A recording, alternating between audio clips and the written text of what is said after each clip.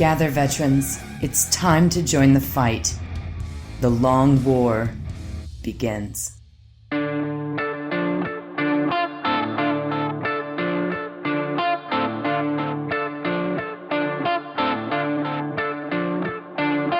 This is The Long War. I'm Rob Baer, and joining me once again are my partners in crime, Kenny Boucher and Wyatt Turk. What's up, guys? Yo, dog, great to be here. What's up? So it's a little crazy out there. Lots of previews, lots of stuff going down. Tau looking Use my dick joke from earlier. OP-ness. Yes.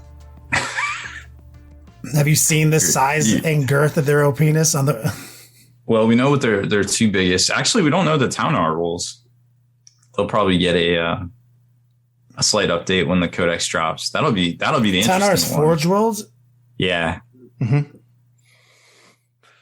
It's the extra big compensation model. Super big. He's got three guns.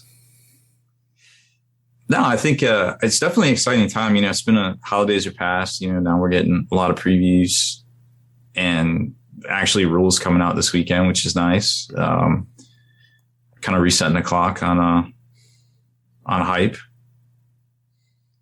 I'm sure we'll see some more stuff next week as well. If I had to guess, I would say that the chapter approved book's probably going to get teased next week, and go on pre-order next Saturday and actually come out the weekend of LVO. That would be my guess. Just because they want to get that book out there as quick as possible and not have any, you know, if they put it out earlier, it would be valid at LVO. And obviously that would logistically be an issue for the event and raise a lot of questions. So I imagine we're going to see that soon. And who knows what's in there, because we saw some secondaries that are coming in a White Dwarf that we'll talk about later. And we know there's probably going to be a lot of juicy points changes. You might even see some stuff. They already said publicly that they're not going to change to a different GT book or have any points changes. For I think what? they're making for LVO. Like they're making an exception for the two new books, but unless like the full Munitorum manual drops for free for everybody on the 15th, no. Well, it won't, because they don't do that. Yeah. Like they would have already teased it. They would have teased it last Sunday and it would be out this Saturday. Yeah. So that's why I'm saying we've passed the window. We know they want to get this out. We know they want to switch it every 6 months. So it basically has to come out this month. So they're going to tease it this Sunday. It'll go on pre-order next Saturday. It'll release the Saturday after, which is when LVO is actually happening, I think.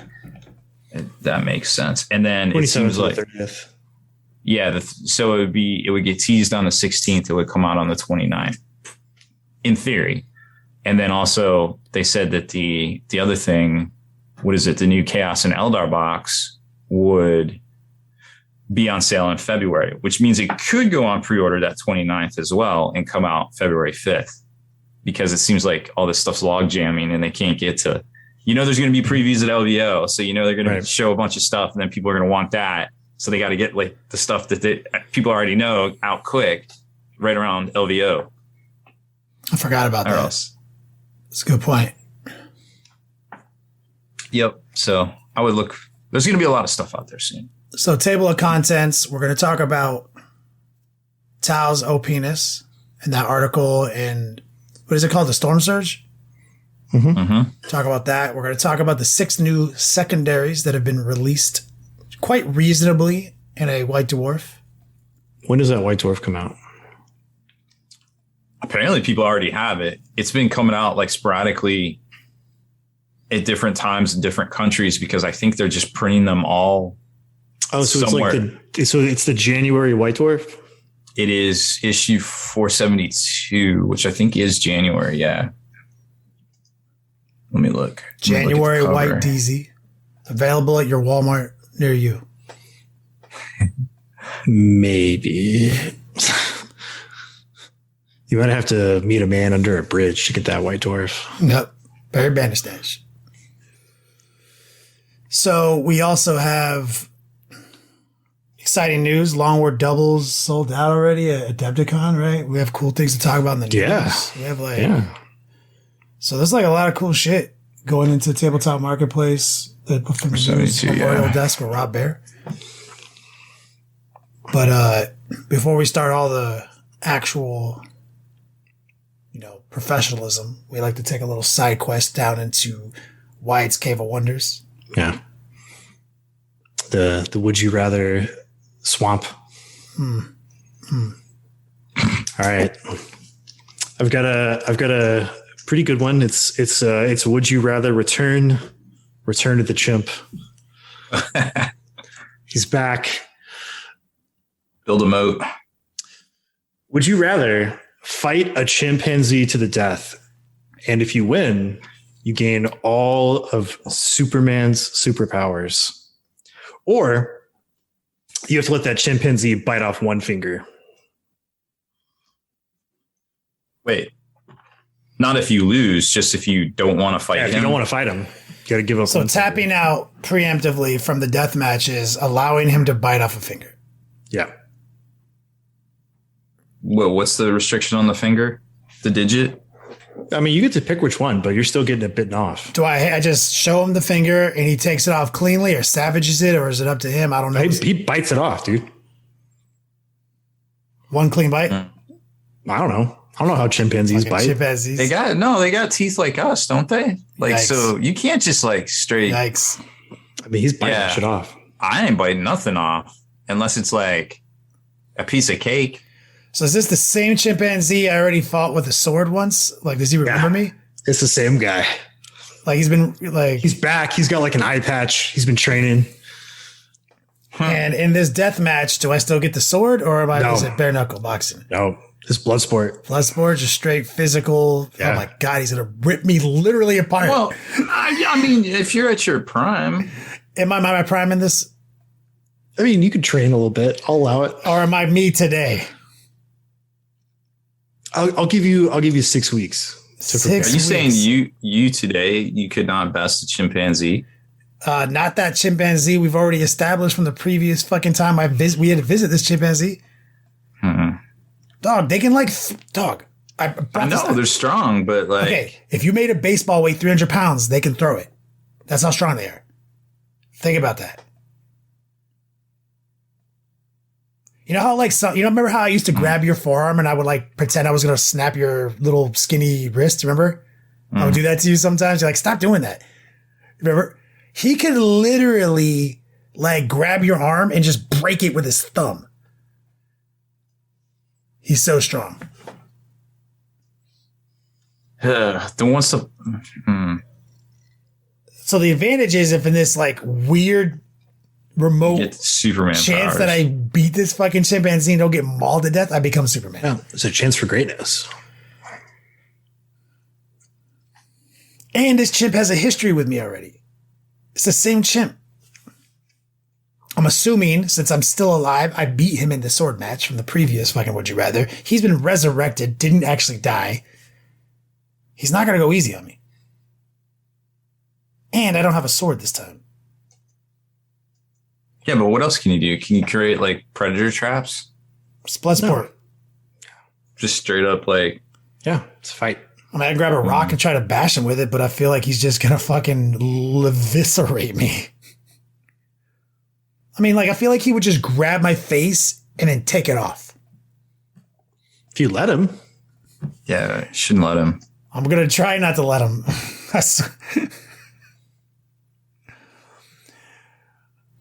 And I don't think regular fighting moves work on chimpanzees. You know what I'm saying? I don't think they have fangs. Well, Yeah, they do.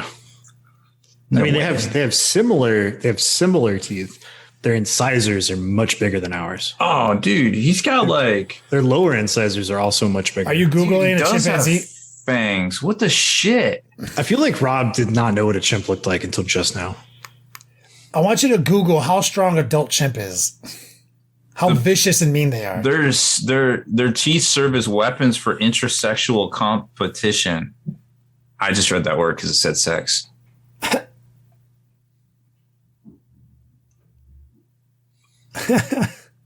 Yeah, I don't know about this guy. You're not winning this fight. You're dead. Yeah. Oh man. I mean, fucking Hathor Bjornsson isn't winning this fight, dude. Like, I don't know, man. I don't know. You are bigger than the chimp. You could like pile drive. You could pile drive him. regular moves don't work on wild animals, dude. No, here's the thing. What? Is that he doesn't know that he's not stronger than you because you're bigger than him. He's an animal. So he's like, that dude if you is just way bigger than me. bark at him, he's afraid of you. That's your edge. Have you ever seen an animal get punched on the chin and actually go to sleep, like get knocked out? No. Yeah? You ever seen like chimps fight and gorillas fight? No.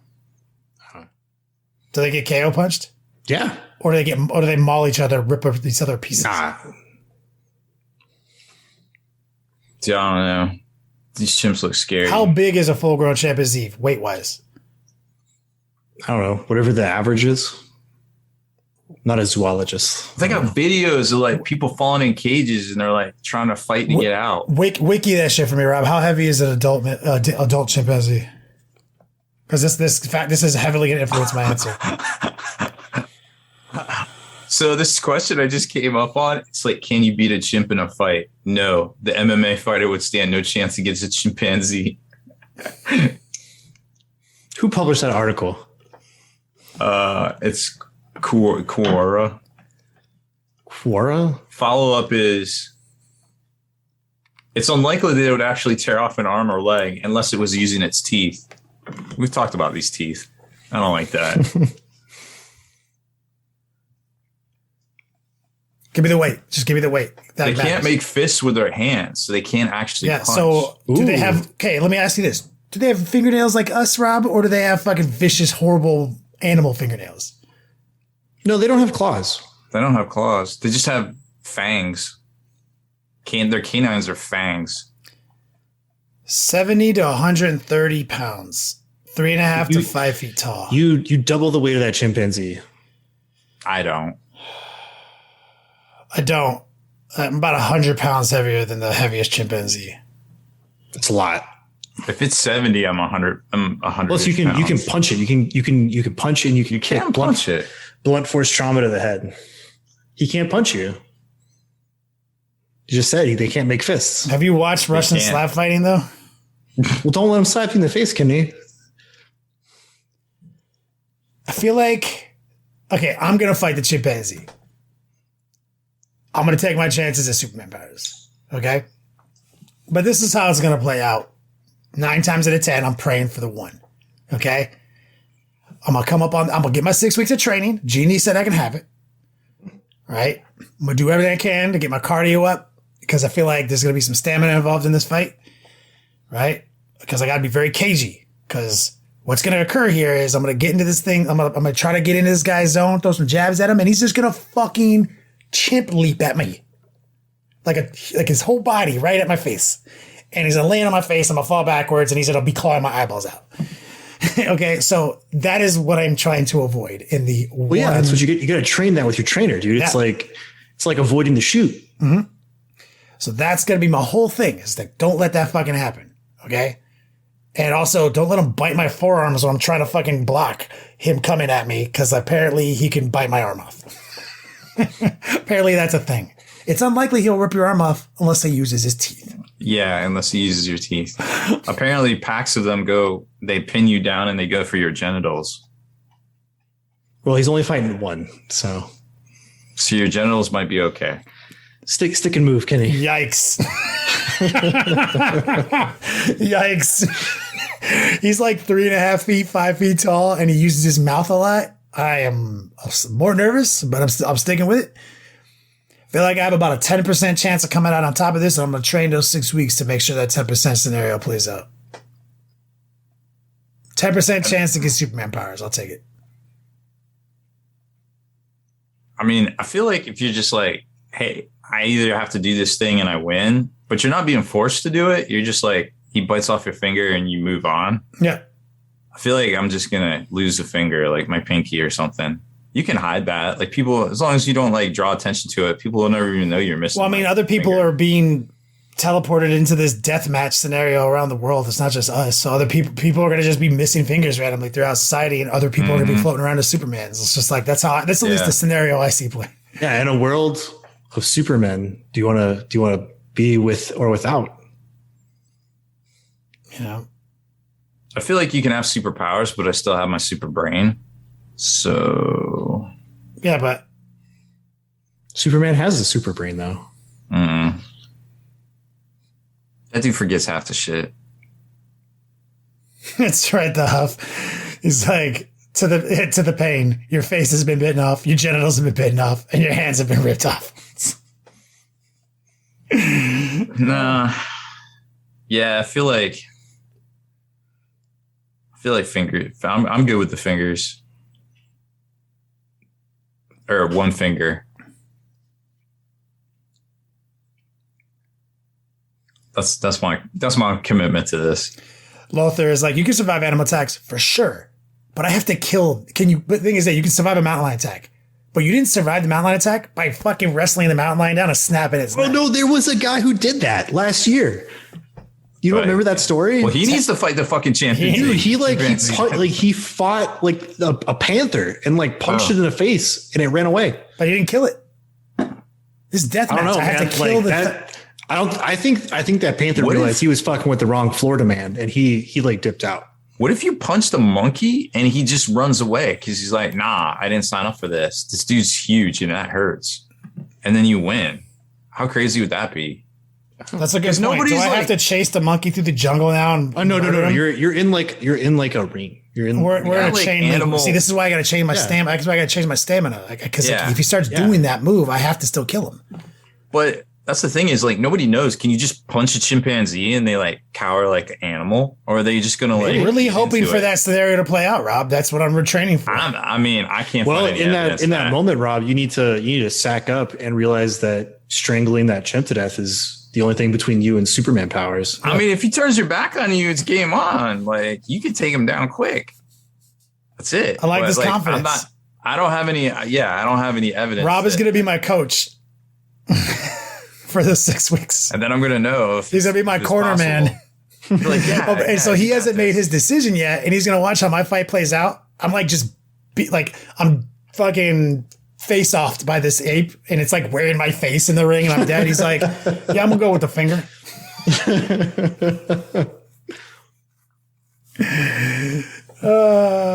We're both dead. Okay. Good one. Solid. Rob, you want to do some news? Memorial news? Yeah, I got some news. We got a few newses, so to speak. So let's see. New product wise, this week going on the pre-orders. There we go. Is so this is weird. It says the White Dwarf we were talking about earlier. Release date is 21 January. So that's the next. So yeah, it's just the normal pre-order cycle. Now, I guess that's if you just want to pick it up at your local G-Dub store. If you have a sub, it might already be in the mail to you, or it might just appear on a store shelf randomly at like Walmart or something. And then you'll have that. You'll be able to get the secondary cards. So Fury of the Deep for Age of Sigmar, the new battle box is $170. That comes out next Saturday as well. Then you've got the Warhammer Underworlds Black Powder Buccaneers box for $40. The Illusionary Might Rivals deck, some extra cards for $18.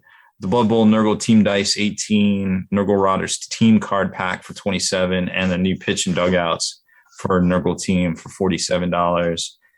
And then there's a couple books, Harrow Deep for $27 and The End of Enlightenment for $16. So that's the G-Dub pre-orders.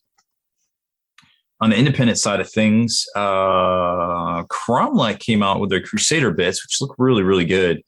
They came out on Monday, so you can get them in a cart and ordered up here very, very shortly. And it takes like 2 weeks to get them from. But some retailers in America actually carry them too, but I imagine they won't actually have them in stock. But if it's something you want for your Templars, because you want looking for that sweet look, definitely think about checking it out. Also today, actually, no, wait, the 14th is tomorrow, is the street date for the new Wookiee Warriors and Yoda in Star Wars Legion, as well as the Hulkbuster suit in Ms. Marvel in Marvel Crisis Protocol. So a couple of different releases from AMG this week to look forward to. And we got a preview. Well, actually, a lot of previews. Got the preview for Honey Badger, the clone, and we saw there will be ninjas. Daredevil and Elektra, Shadowland Daredevil is also coming with ninjas, which they're calling Grunts. Grunts. They're calling them grunts. They're not minions. They're grunts. Nick Fury and Shield agents too. Yeah, and what's cool about it? Supposedly he's going to be 4 threat. So how it's going to work is you can't flood the table with like little duders. They are tied to the hero. And if the hero gets knocked out, then they're gone.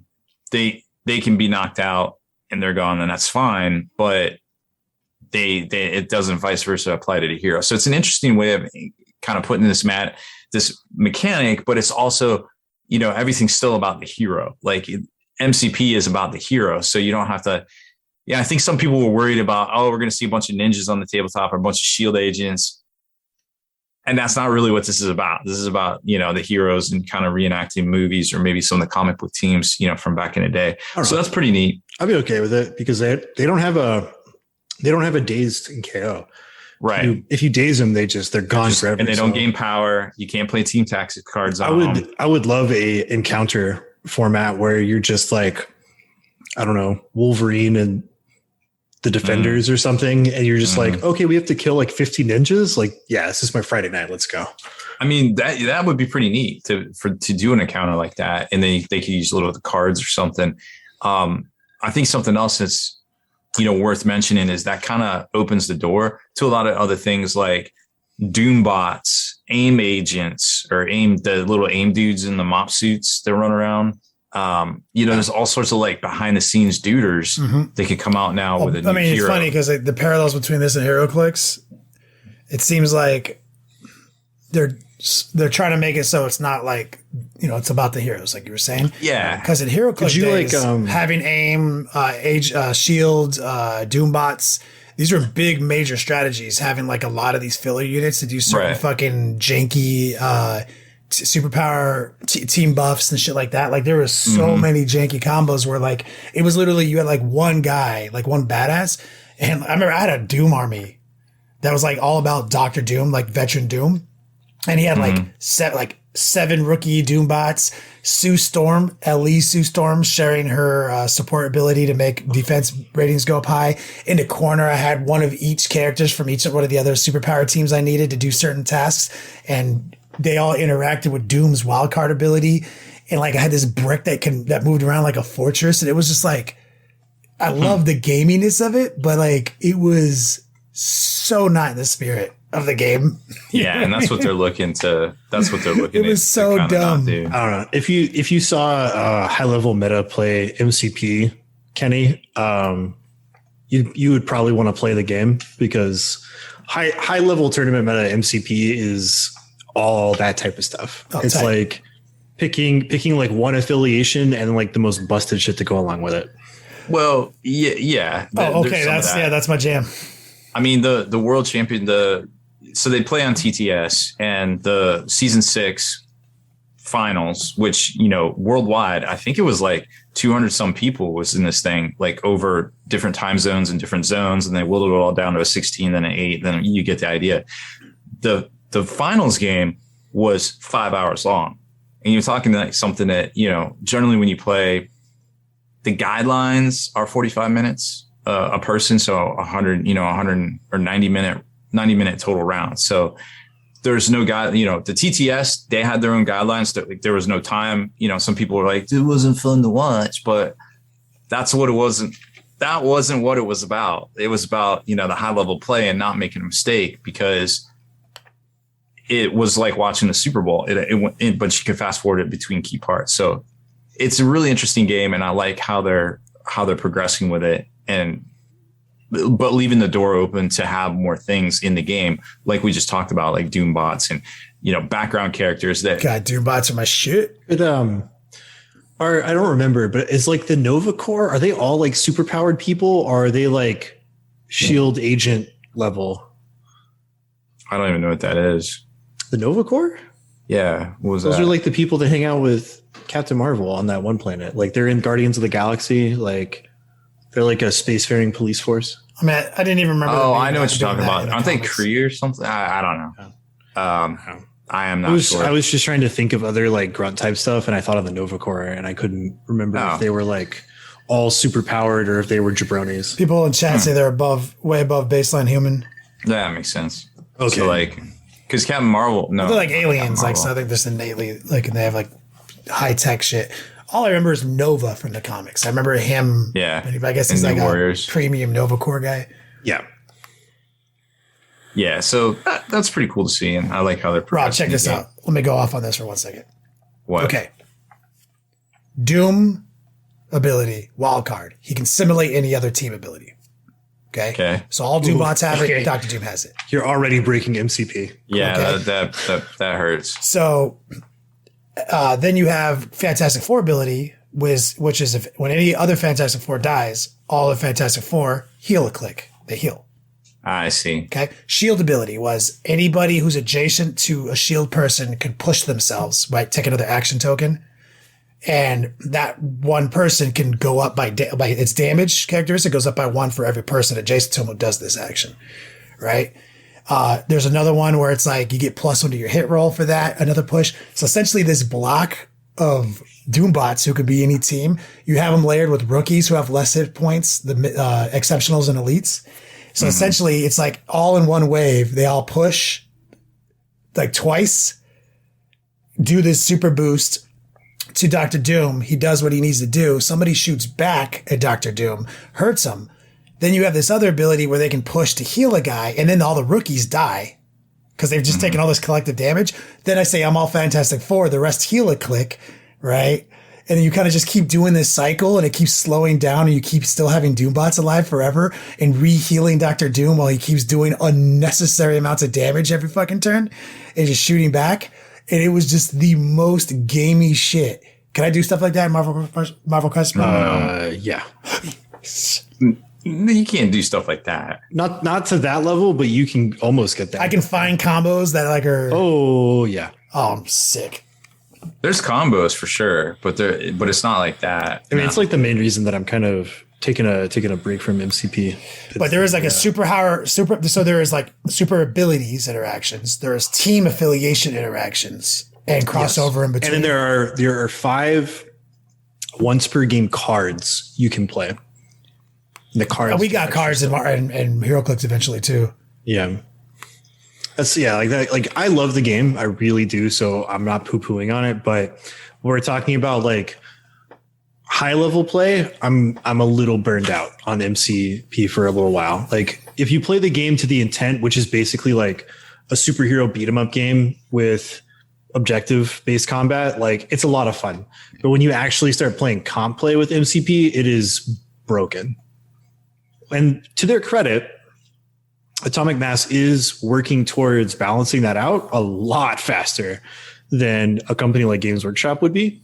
So it'll get there, but I'm just like the busted stuff, like really kind of pushed me out for a little while. They fixed a lot of it with the November 22nd update. But I didn't want to talk about some other stuff here. So GW announced that the Eldar date the date for the Eldritch Omens box with the new Chaos, new Eldar is going to be February. That could mean anything. That could mean it goes on pre-order. The last week of this month comes out the first week of February. We all know what happened with October. Orcs came out technically in November, so that could mean a lot of things, or it could mean nothing. Generally, you can tell when something's coming out if there's previews during the week, like a lot of previews. Like, we've been seeing some previews for what was all the big stuff. We saw like a random Tau one this week, but we've been slowly getting other previews this week, which kind of might be a telltale for a lot of other things. So you can kind of get an idea for what might be coming out by what they're actually talking about and trying to lead up to things in that regard. There was a bunch of Kickstarters came out on Tuesday. Most notable for me, at least, was the Rampart Terrain one, which I think has already funded and done really well. But definitely check that out because the walls and the flooring systems and all the extra bridges and ladders and things are pretty dope. I can't wait to get that. There's another terrain system that's coming out too that can't quite talk about yet, but you might see it at LVO. So we'll talk a little bit about more when it's a little bit more public, I think. But that's going to be a good one. What's some more stuff? Oh, Adepticon registration the same day on the 11th came out. A lot. Wyatt was talking earlier that the cart worked well. People could get what they wanted. Our doubles is sold out right now. Technically, they may open more stocks. I mean, it's got, like you said, 40K champs isn't even sold out. Long War doubles sold out. Ooh, ballin'. So that's a good sign. People want to hang out and have some fun. That's incredible. Play with their buddies. Super stoked for that. Also this week, kind of not tabletop wargaming, but definitely worth talking about. Hero Quest expansions are shipping now from wherever you might be picking them up from. Entertainment Earth, Amazon, Hasbro Pulse. They all got them. So if you already played through the 14 missions, I think it is in the main box, you can get the 2 expansions that are out on their shipping now. And on Tuesday, they unveiled Boba Fett's Nerf EE3 blaster, which looks pretty sweet. You can, it's got like a drum that you can put 4 darts in and then pop it in. Nice. It's not going to come out until 2023. It's about a year lead time, but it does look pretty sweet. And I think a lot of people are really in the Bobas right now. So it's definitely worth. Can we get like a special edition called like the Daimyo edition? I don't know, maybe.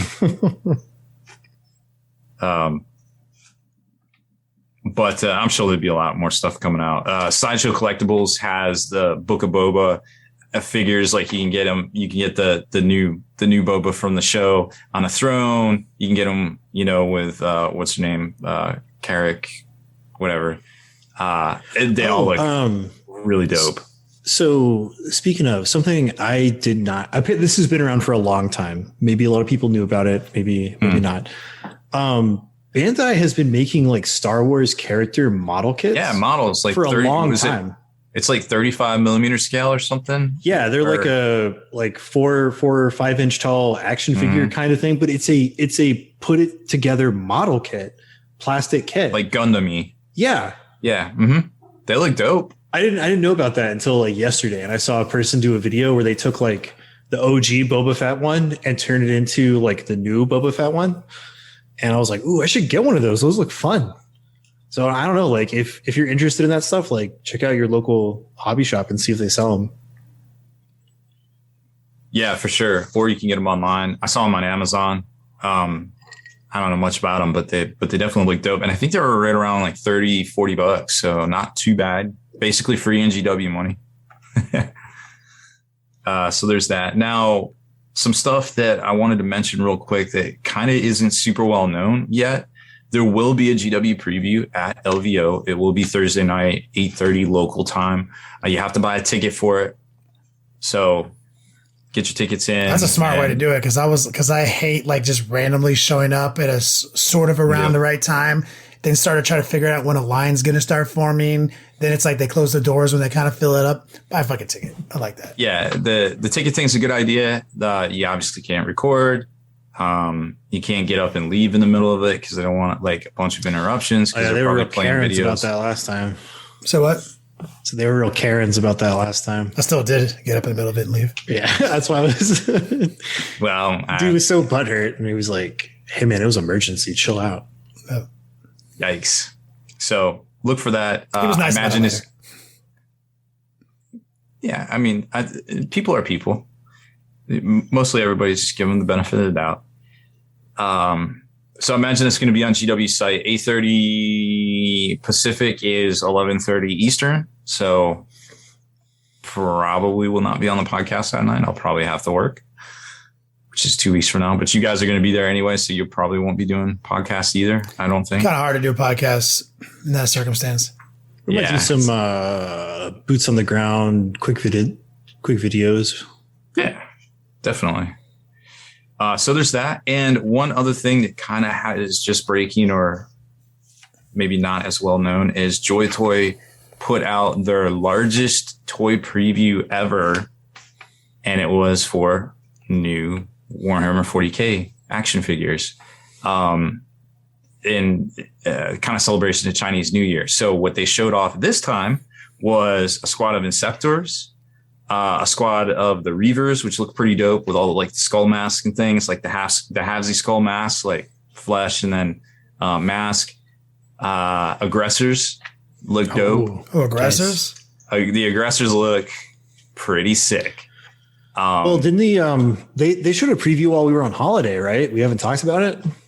Oh, the 7 models or whatever, or the 7 they showed images. they showed off the Space Wolves, intercessors. Oh yeah, and the Chaos stuff. The Chaos Termies. Space Marine Legionnaires and Chaos Terminators. Oh my god! Okay, I'm finally gonna get one of these toys then. Yeah, that's what I was telling Rob. I was like, "Yo, give me one of the Terminators, dude."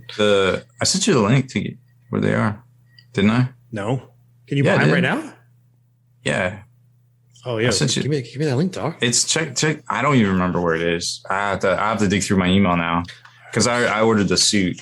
Just like a homeless person. Finally gonna get one after all this time. I'm finally interested. Now there's new Chaos stuff too. They previewed Captain in Gravis armor. We knew he was coming, but we didn't see the images of him. And he can do the traditional pose from Dark Imperium, but he has alternate heads, which look pretty sick. And then he can, like, pull the sword down and, like, do all sorts of crazy, like, victory poses and, you know, just chilling stances. Look pretty sick. And there's more Chaos Marines. They're like a 3. I don't know. They call them Warband. Like, the translation's kind of rough. But it's 3 dudes. They look like they're a priest or something. What are these? They call them Black Legion Warband, and they've got, like, icons of chaos on their backpacks. Oh, they're carrying, like, banners in their backpacks? Yeah, so maybe they mean chosen. Maybe they're like, are they like chosen? No, they got bolt pistol, close combat weapon. They just look pretty sick. That's all. Yeah. So 13 new models altogether. Look to be going to be coming out at some point here in the near future. I love that the Inceptor models have ginormous of those little, like, curvy flight stands with the little, ball and sockets on the end. So I guess they lock into it. Like, those things are easily, like, 2 inches square. Pretty wild looking.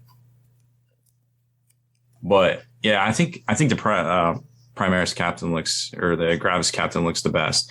So look for that. I'm sure we'll get an official announcement. We'll have it written up and probably out tomorrow.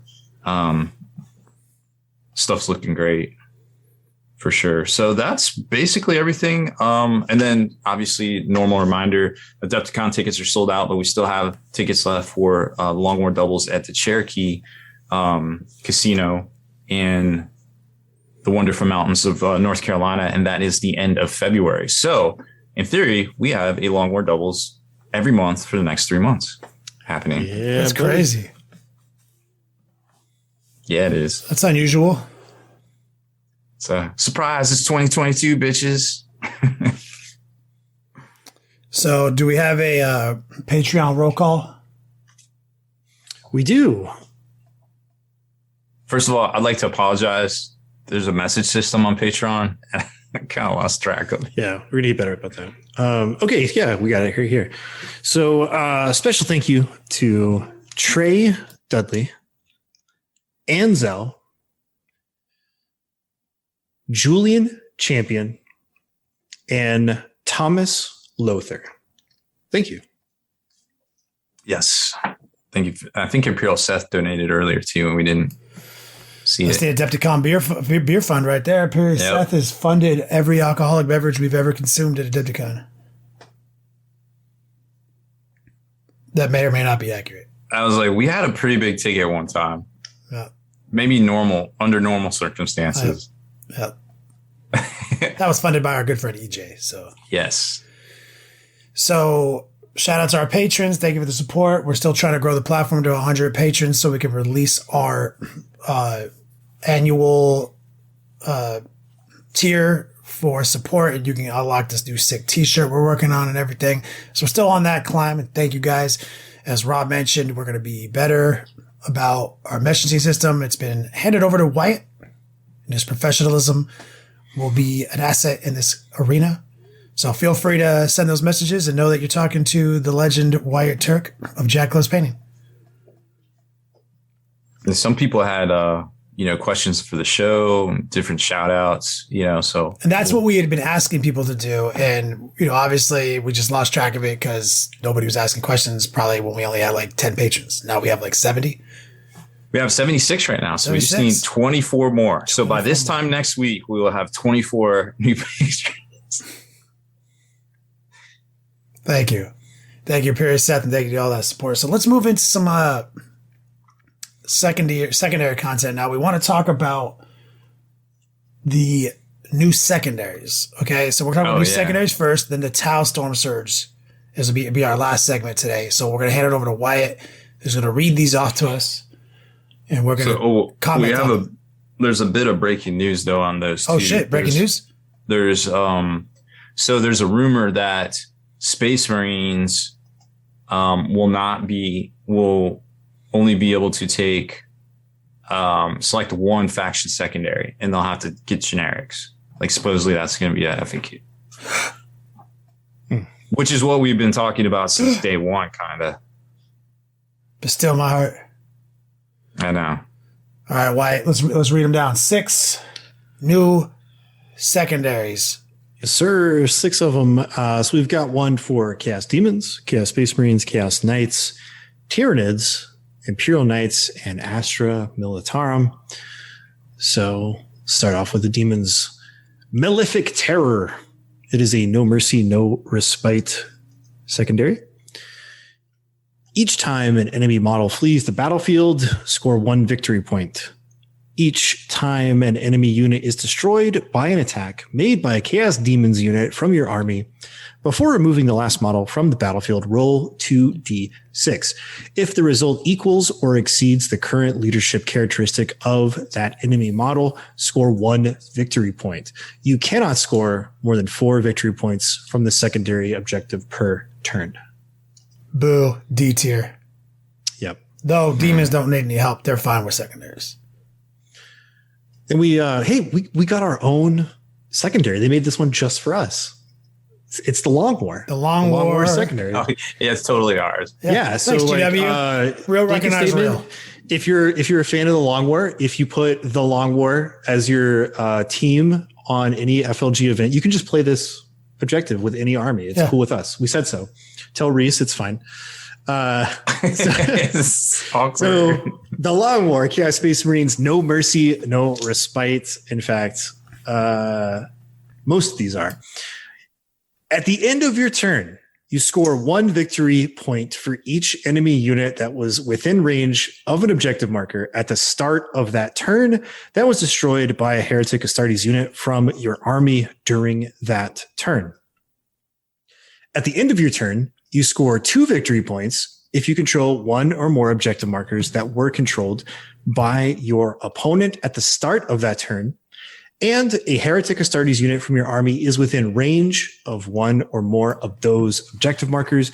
You cannot score more than 3 victory points from the secondary objective per turn. It almost reads like it's saying that, like, if I have to use a Space Marine unit, a Chaos Space Marine unit, for example, to destroy something, but also that same unit needs to be holding an objective.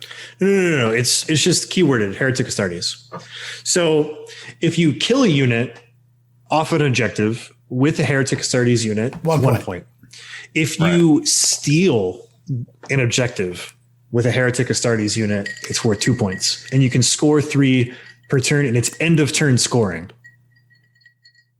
Tight. B tier. Like, it's super useful. It's going to be hard to max out, though. It almost...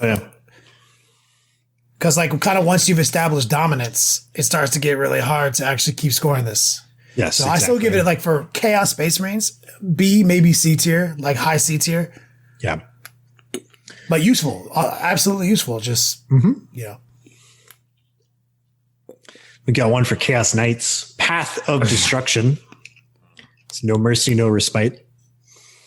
Score 1 victory point at the end of the battle round for each of the following conditions that were satisfied during that battle round for a maximum of 3 victory points.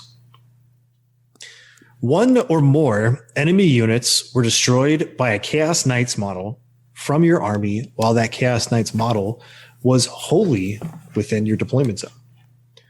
1 or more enemy units were destroyed by a Chaos Knights model from your army while that Chaos Knights model was more than 3 inches away from either player's deployment zone. 1 or more enemy units were destroyed by a Chaos Knights model from your army while that Chaos Knights model was wholly within your opponent's deployment zone. See, actually, I've thought a lot about this one, and I put it. I'll give it B. I'm with the B tier on it now that I've thought a lot about it. For Chaos Knights, using some of your lightning lock guys, a bunch of armatures. Maybe you have 1 or 2 Billy Badass Knights. Maybe just 1 Billy Badass Knight, 2. I don't know. Whatever the configuration is. I've talked to my boy Zach about it. Right. I like it because it's saying kill stuff, but which is what Knights need to do to win. But it's saying you got to be here, or here to do it. And so the way I look at this one is it's 10 points most of the time, right? And your armatures in the backfield, whatever, can get those killing blows. Your big badasses, he's moving across the table, can get his kills. And so it's just a way to kind of keep bringing points in because you don't get to do actions with these guys. You need it. This is to me is like a kind of a sure bet in a lot of fights. And it's not like the Chaos Knights have an easy time of maxing out any secondary, right? So I look at this as kind of just to their playstyle. If you have the right Knight list with the right backup, actually, I had it really low in my mind at first, but now I like it. I like it as like a high C, low B range. I think it's pretty good for them. We got one for the Tyranids. Synaptic Insight. No mercy, no respite. If you select this objective, keep a synaptic kill tally. Reset this tally to 0 at the start of each battle round. Each time an enemy model, excluding dedicated transports models, is destroyed by a synapse model from your army. If that enemy had a wounds characteristic between 3 and 5, add 1 to your tally. If it had a wounds characteristic between 6 and 9, add 2. If it had a wounds characteristic of 10 or more, add 3. Score 3 victory points at the end of the battle round if your synaptic kill tally is 4 or more. You cannot score more than 12 victory points from this objective. Boo.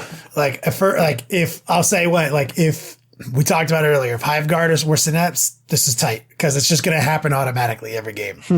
Yeah. But I don't like the fact that you need your synaptic kill count has to be a 4, which means you have to done more than a Rhino's worth of kills. Right. And Rhinos don't even count. You know what I'm saying? So it's okay. And the limit to synapsis only, it's meh. I put it at bottom tier this, but again, Tyranids currently right now, they don't need any help. They're fine. Yeah. They're fine. They're they're just using book secondaries. They're fucking fine. But it's trash. It's trash. All right. We got Imperial Knights. Yield no ground. So battlefield supremacy. If you select this objective at the end of your turn, you score victory points as follows for a maximum of 5 victory points. Score 2 victory points if you control half or more of the total number of objective markers on the battlefield, and 1 or more Imperial Knights models from your army are within range of each of those objective markers. Score 2 victory points if no enemy units, excluding aircraft, are wholly within your deployment zone. Score 1 victory point so long as no Imperial Knights models from your army ended that turn closer to your battlefield edge than they started the turn, and no Imperial Knights units from your army fell back during that turn. This secondary objective cannot be scored in the first battle round. God, it's so crazy that with the Chaos Knights, they gave us a really solid, what do Knights need to do to win? They need to kill things, right? Because they struggle. We've got a bunch of new abilities to hold and control objectives and stuff. That's great. But ultimately, they need to kill things or you're not doing your job, right? So they gave us a secondary that has conditions to be met on how killing works, and it's useful. This one seems so Like this one makes you play your knights in this one-dimensional way that will almost certainly always get you into trouble, which is always moving forward, never back. Yeah. And it's asking some big requirements to unlock some of these. Like, and you can't score in the first battle round. Like, it's just too restrictive. It's just, and it forces you into this just one-dimensional playstyle. I'm not saying it can't be scored, and I'm saying in some fights you probably max it.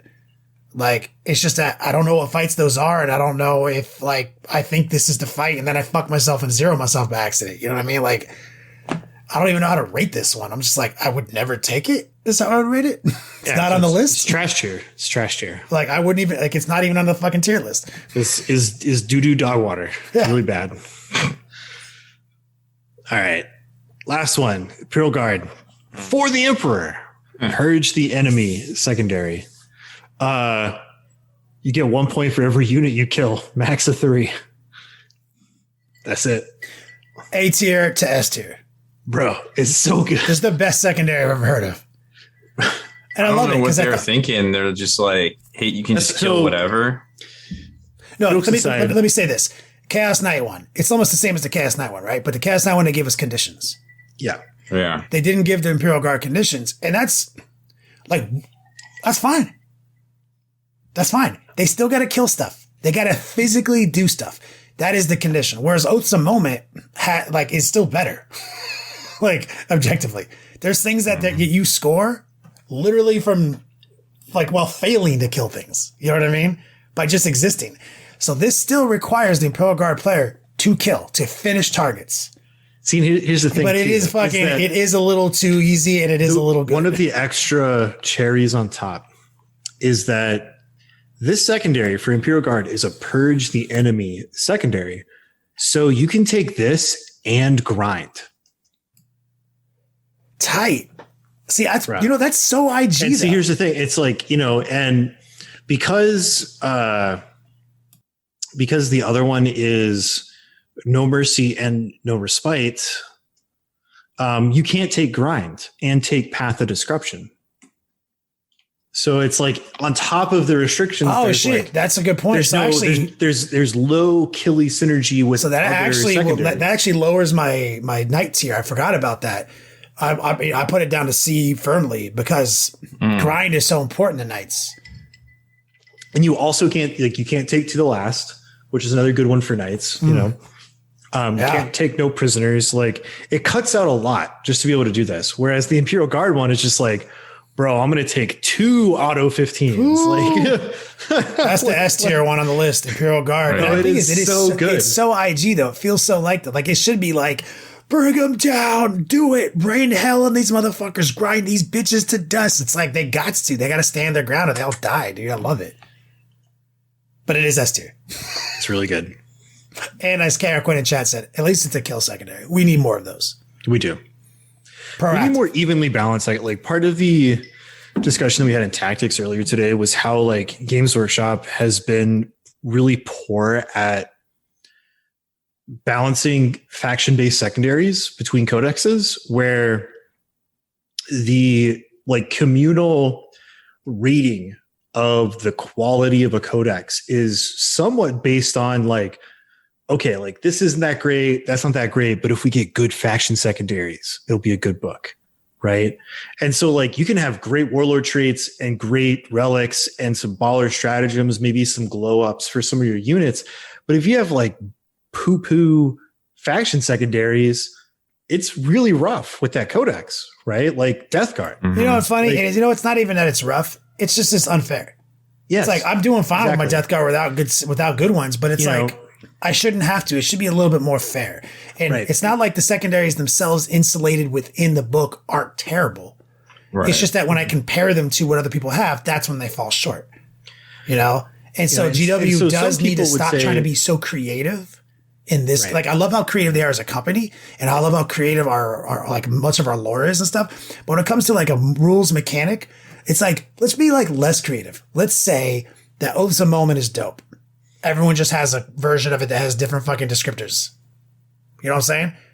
Just different explanations that mean the same thing that have different RP feelings. Yeah. Like, be less creative. That would be stronger for balance. So personally, like I'm okay with variations on faction secondaries between books, but I think that like just from like objective, fair game design for everybody, I would rather faction secondaries all be sort of what we would consider like a B tier rather than like a free 15.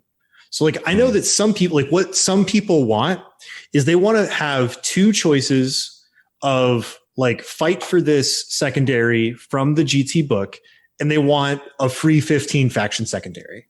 And if everybody had a free faction secondary that was a free 15, like they probably wouldn't be that butthurt because, well, their faction has a free faction secondary worth 15. But I think that what it should be is that like, if you want these bespoke faction secondaries, they need to be balanced. They need to be flavorful, but they also need to be like, okay, you got to fight just as hard for these as like Stranglehold or something similar. You know, like it shouldn't just be a free. Yeah, they shouldn't just be better because they're faction. Yeah, and like throughout this edition of the new codexes, we've had really spicy codexes. Part of which is because of their faction secondaries. Yeah, absolutely. And we've had codexes that are like, well, on paper, we have good data sheets and we have good rules, but our faction secondaries are poo-poo. So we're basically stuck with the GT book and we're at this huge disadvantage against the spicy codexes. So it's like, what do we do?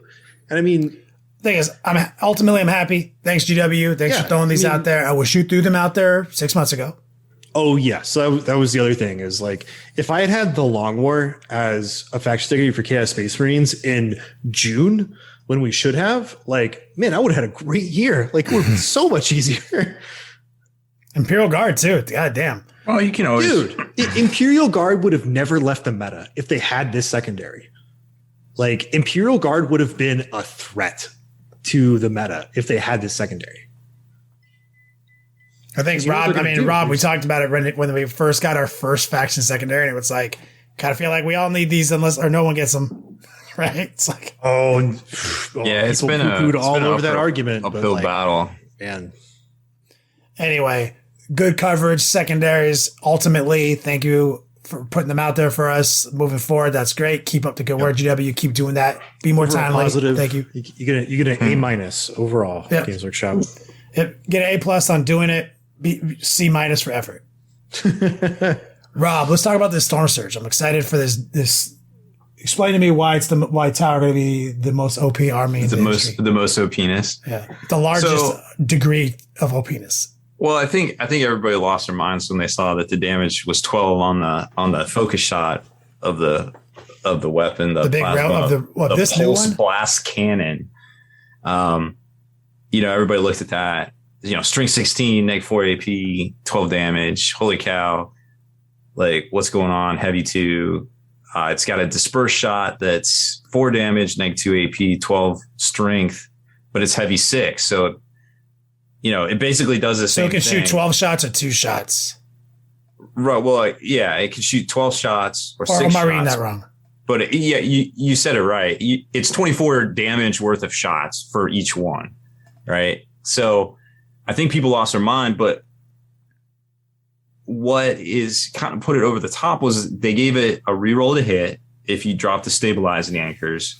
It's an action now. It's completed at the start of your next shooting phase.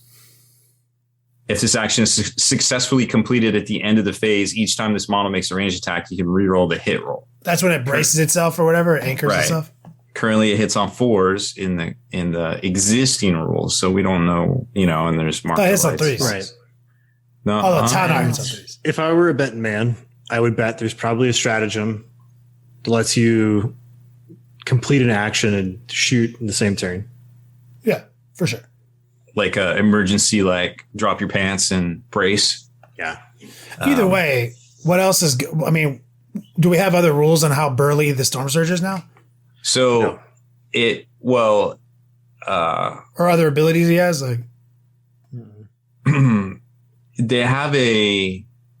They mentioned that they adjusted. Hold on, let me find it real quick. They mentioned that they. Well, it does. This is the one spiciest thing that I took away from it personally. So there's a stratagem called counterfire defense system.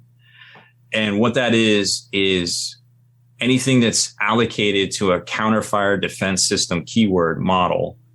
So it might not just be the Storm Surge. Right. The damage characteristic of that attack is changed to 1. So if a model with a wounds characteristic of 14 or more, the stratagem costs 2 CPs. Otherwise, it costs 1. So think about that for a minute. So for 1 CP, somebody shoots you with like a las cannon or any of these, say a railgun shooting from another Tau army at the Storm Surge. We know what that can do. Now it's flatlines it to 1. It flatlines it to 1, right? That's sick. Now, it's real quick, does the action to deploy your bracers, doesn't that, someone in chat says that completes in the movement phase? It just says the model can perform at the start of the movement phase. Yes. The action is completed at the start of your next shooting phase. So you have to do it during your movement phase, and it's completed at the start of your next shooting phase. And then it goes away next. At the end of that phase. And that's simply just to reroll the hit dice. Mm-hmm. Is that the only benefit from bracing? The hit roll, yes. That's very powerful, though, especially when you go to the 12-shot version. Mm-hmm. Well, it's not 12 shots. It's 6 shots. But it does 4 damage each. So it's still 24 potential damage on the table, just like the other shot. So that's a powerful defensive stratagem, though. Mm-hmm. That's insane. And it may not be limited to the Storm Surge itself. Mm-hmm. That's powerful. So mainly it's a joke, if you're listening to this podcast, the OP-ness factor, because this is powerful gun. And I love its 12. String 16 is. Yeah, well, I love its 12-shot version. I love its 2-shot version. It's a very powerful gun, no fucking doubt. You know what I mean? But it's got to see things. We play with a lot of obscuring terrain. I love that it can interact with big tanks and units of guys. I love that's very awesome, especially on a big Storm Surge baller. Yeah, it should not be limited to 1 roll. It should be able to do multiple things. I like that. So they also mentioned that it's going to get a wound buff, a save buff, and it's going to come with a shield generator. Oh, like the old days where like it's doing some kind of Nova reactor bullshit, right? I don't think that was this guy. Well, I know that the Riptides did that. Yeah. So the shield generator, I think, is just buffed. Yeah, it's just a 4-up. Like its basic stat line is going to get a buff. Right now, it's currently 20 wounds, and it has a 3-up save. So maybe they're going to go to like night level 24 wounds, maybe a 2-up save. We know it has. Here's the fucking funny thing. What? You know how many times like I've rolled up? I played 6 games at Las Vegas teams in my death card, 3 Plagueburst Crawlers.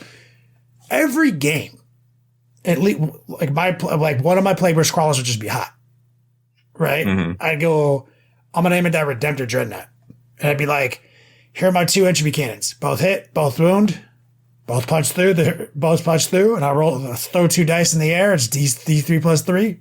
They both hit 5. It's like 12 damage. And then I'm like, mortar, D6 shots.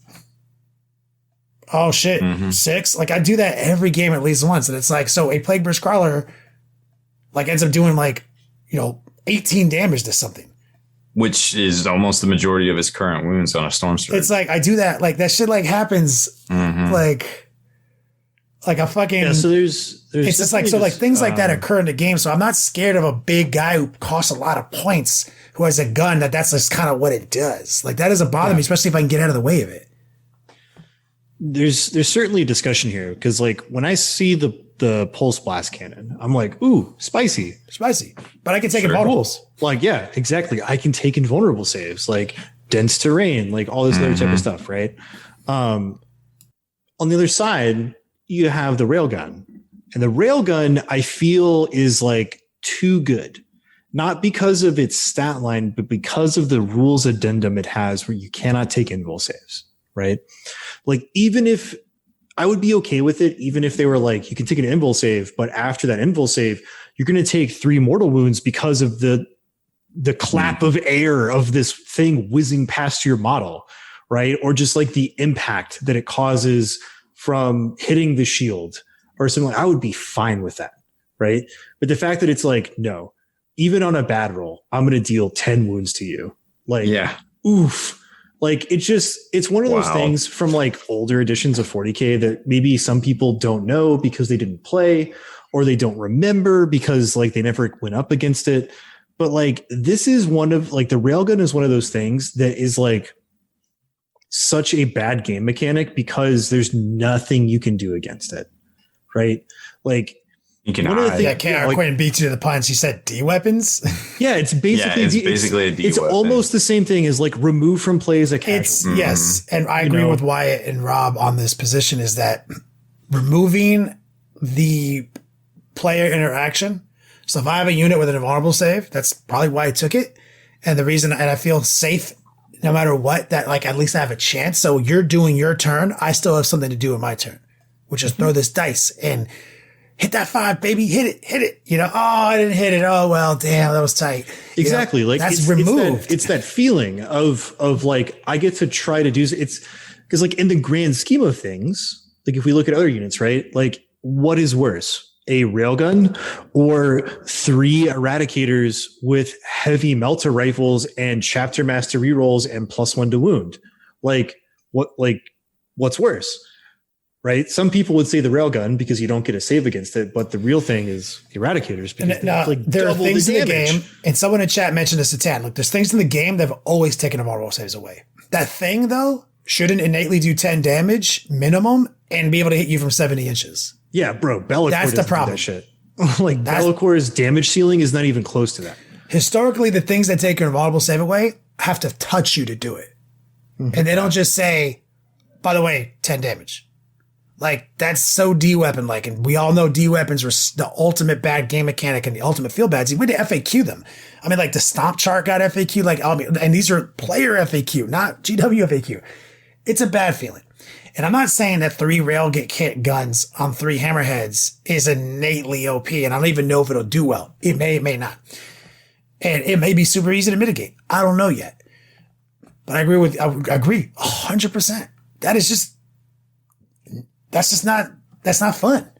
Like, it's not fun to be disbarred for my part of the game from a football field away.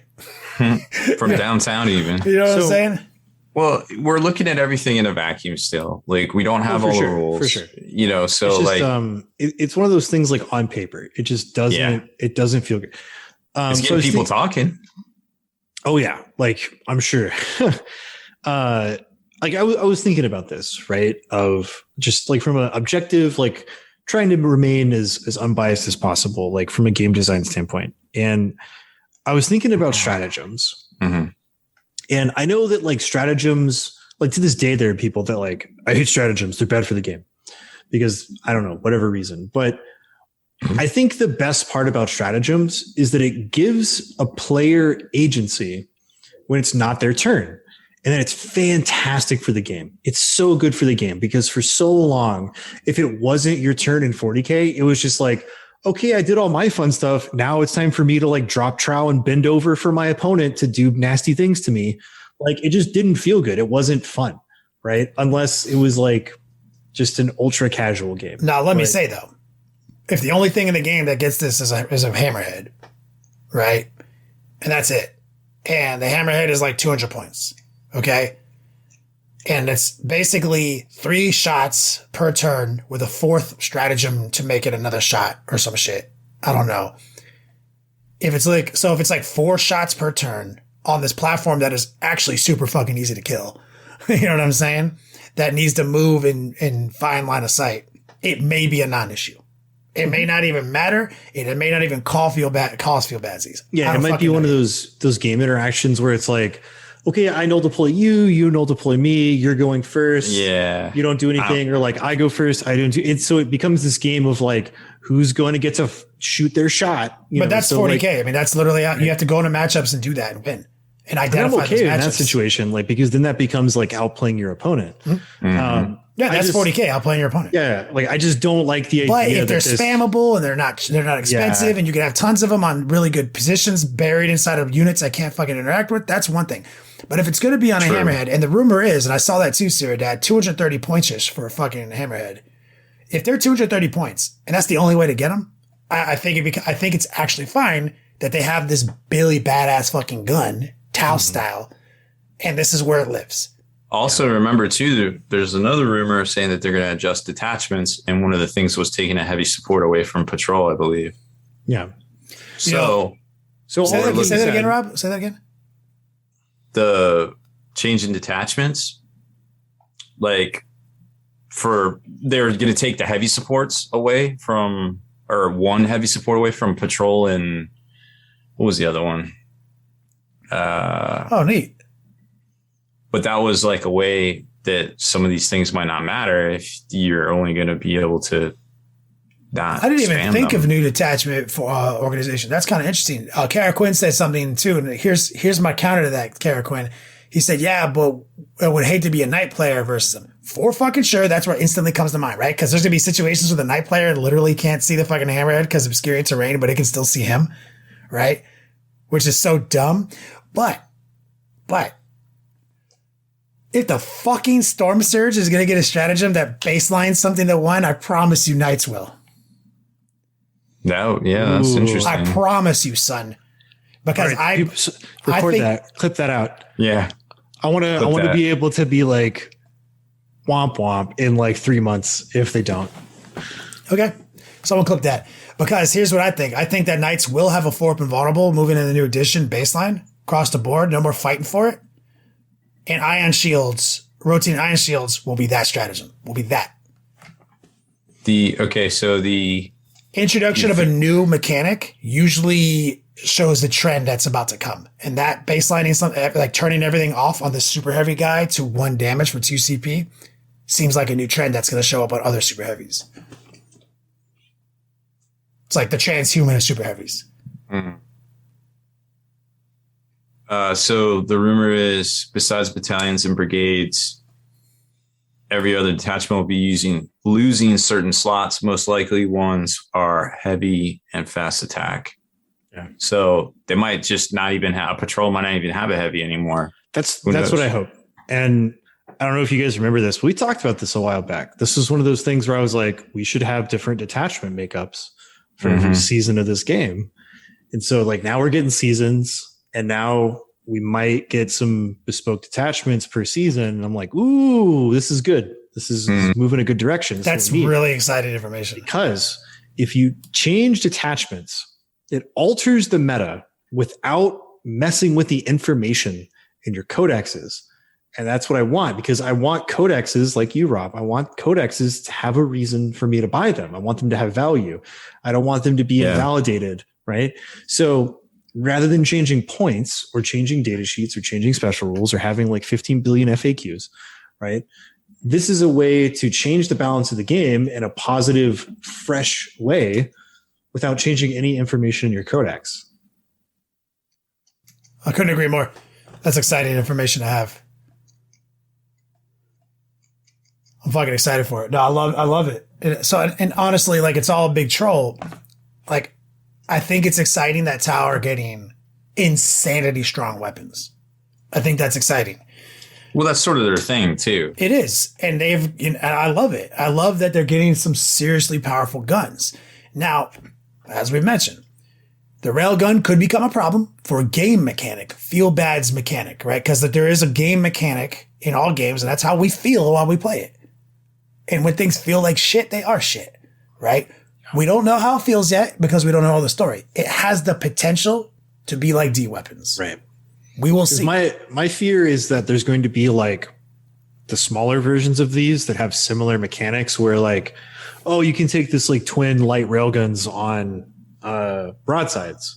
And like, no, each one of those doesn't do 12 damage, but it's like a guaranteed 6 to 8 with no invul save. Then it's a problem. And you can spam broadsides with like 3 fucking shield drones per unit and like that kind of thing. Like, that's what I'm worried about, because Tau has like historically always had like, ooh, this is spicy, but it's on like this, one thing. But then you like, do the Kansas City shuffle over to this other unit, and they can spam like out of line of sight missiles with shield drones you'll never be able to see. And then like this Riptide's unkillable because it has 64 ablative wounds and that kind of thing. Like, that's what I'm worried about.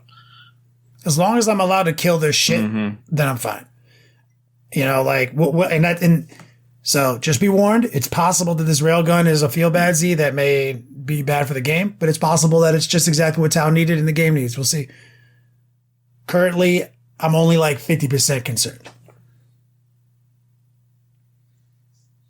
You know, but exciting stuff. That Stormsurge does seem baller. I love that stratagem. That's my favorite part of this. You know, the stratagem is sick. And all they have to do to fix railguns, if they become shit, is take that part away where they take invulnerables away. And just let it be a gun that ends things as long as I don't throw my save out there. Yeah. So, but I'm excited. I love the Stormsurge. I think it's a sick ass model. I love its big ass cannon arm. Like it's one of the more Gundam looking guys, you know? Don't say that. Sorry. Don't say that. That's heresy. Mech warrior looking guys? Nope. Oh, they don't get any of that because no. Gundam Zero looking? Or what's the ground Gundam guys? Do you care about that one? Where they fight in like a death match?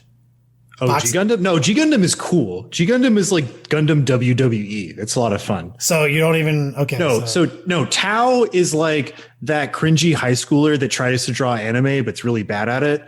We all remember from middle school. That's what Tau is. And that's why I don't like them, is because their potential is great, but they look stupid. So if they actually hired like a legit mecha designer from the industry to come in and be like, all right, this is how we do things and make them look ballin', like, sure, I'd be down with it. But no, they look dumb. Sure, you don't have a little Gundam bias in your heart? Oh, no, I 100% do. 100p do. 100p do. 100p. All right. Well, thank you for providing us with the data required to have a good show today, Rob. Appreciate it. Glad I can help. You want to take us out of here? What is my purpose? Oh, to take us out of here? Your purpose is to pass the fucking butter. Yeah. Heavy sigh. So that's it for this one. Help us get to all these events. Go support us on Patreon, thelongwar.net, for exclusive content and early access videos. Become a veteran of the Long War today.